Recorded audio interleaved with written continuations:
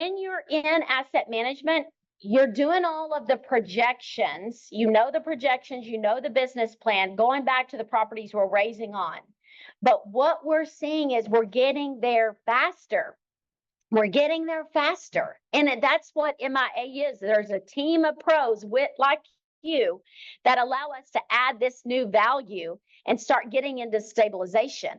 And then it's up to all of us to go down to the details. Okay, where are we bleeding expenses? How do we add more value by taking that off the books? How do we get pet fees in motion, right? Imagine, do math here again, an extra $50 on 63 units.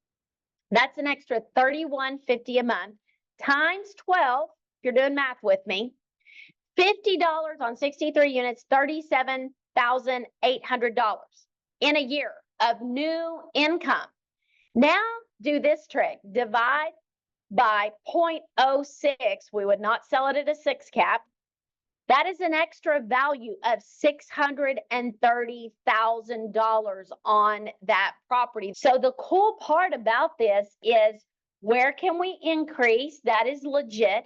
Where can we decrease expenses? How do we streamline these properties when it comes to asset management and keeping the property management in line? They're doing what they're doing. They're not letting us bleed out anywhere. And all of a sudden, this property gets a double within 5 years, maybe 3 years.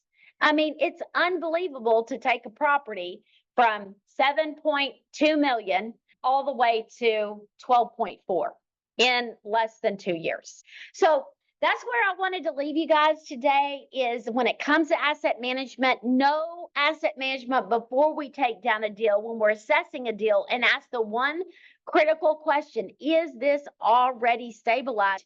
And then if not, how quickly is it going to take us to get stabilized? Sometimes in a C asset, it's a year. That's just the reality of it.